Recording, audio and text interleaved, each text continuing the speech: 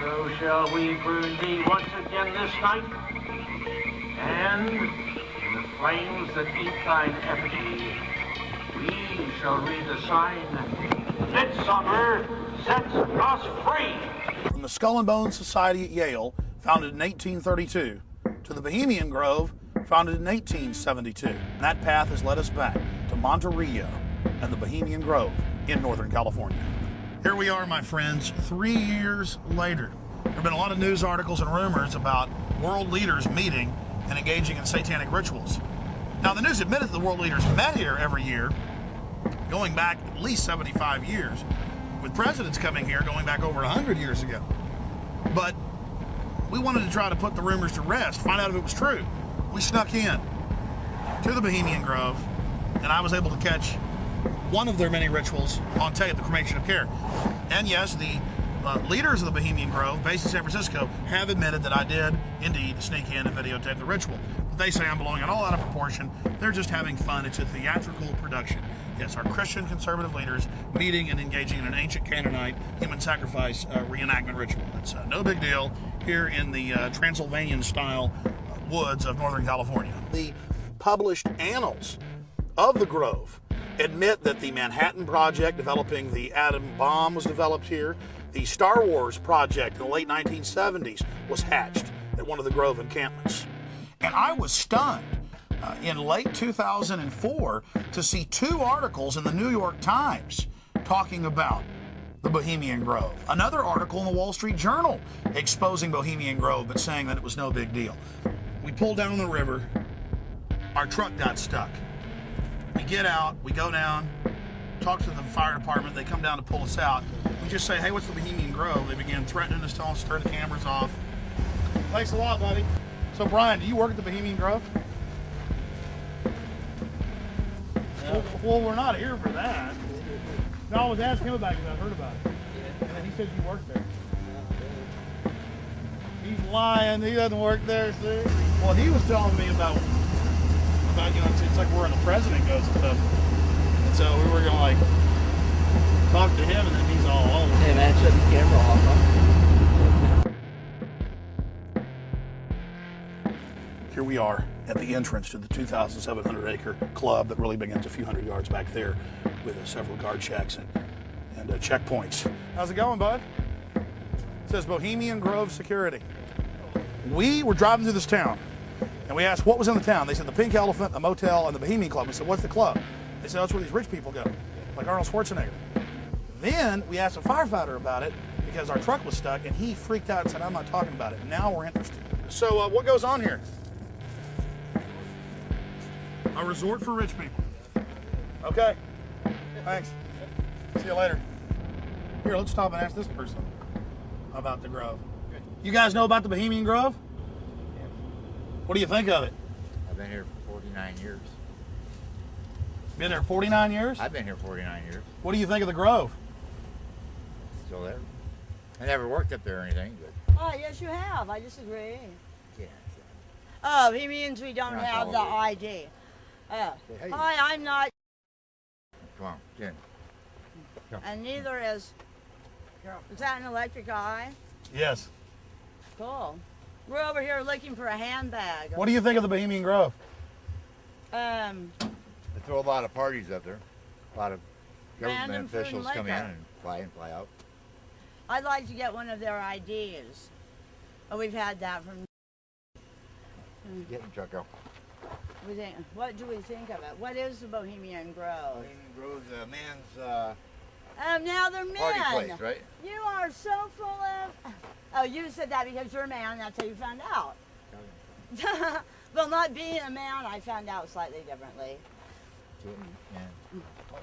You found out about the Grove differently? Yeah, because I didn't go there as a man to party. I went there as a woman to party because, well, Come on, Carol. look, that's a valet, okay. Have a good evening. You do now. Where? What channel is this on? Should we follow you? It's not going to be on. We'll follow you. All right. Carol, get in. Bye. Take care. You're beginning to sink deeper into the rabbit hole now and find out about the Grove. This is a Twilight Zone, like, Lovecraft novel or something. I want to tell everybody out in TV land how they can come to the Grove, where their elected leaders, along with the big bankers and the heads of media, meet, along with some European royalty, every year to decide how to run the country. You can fly into San Francisco, or you can fly into Santa Rosa. You can even fly into Sacramento, and you just drive out to Highway 101. You take Highway 12 out west towards the coast. You get about 10 miles out from the coast, right outside the little town of Monterrio. And the town of Monterrio, off the main drag, you'll take the Bohemian Avenue. And it dead ends right here at the 2,700-acre Redwood Grove entrance, where your world leaders, among other things, set policy for much of the planet and dress up in black and red robes and worship, Moloch. They would say that Moloch was a Canaanite deity that children were sacrificed to. They don't say they worship Satan, they just worship an old deity that likes to gobble children, basically. It's so generational, they're so compartmentalized at the top of the pyramid that they don't even know it. This is what they are. They're a beast just rending people. Yeah, and the people are allowing it to happen because they know nothing else. The modern dictatorship relies on what is euphemistically called mind control. Many Americans have accepted mind control and simply call it spin or advertising. Some people have wacky ideas like taxing gasoline more so people drive less. That's John Kerry. We're going to keep pounding, let me tell you. We're just beginning to fight here. These guys are the most crooked, lying group of people I've ever seen. Who's crooked and lying? The president? I was talking about the attack machine. So this, in essence, is the American dictatorship. A world where you only have choice on the surface, but in reality, you're a complete and total slave on a global plantation, a feudal serf. I think the American people are owed impeachment proceedings in the House of Representatives.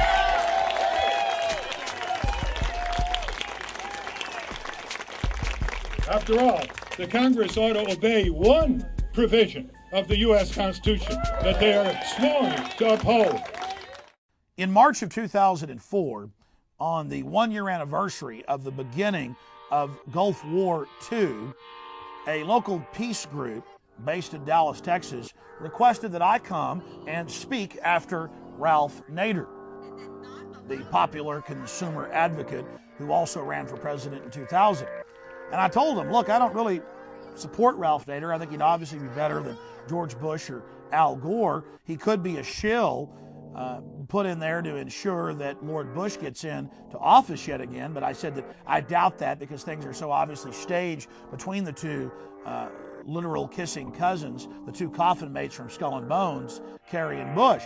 But I said I'll be glad to go and give a speech about the New World Order and hopefully wake up people on the supposed left. Because when you really get down to it, the left and right are controlled by the same people. I don't see that as really an accurate reality when you truly investigate the facts. Members of both parties were in complicity. They surrendered their sacred constitutional authority and gave the authority to declare war under his timing and place and manner unconstitutionally to George W. Bush. Nobody was indicted. Nobody was prosecuted. You go out here in Texas and violate a traffic ordinance, and you'll get a more severe penalty than the egregious violation of your own constitutional rights by the Congress of the President of the United States.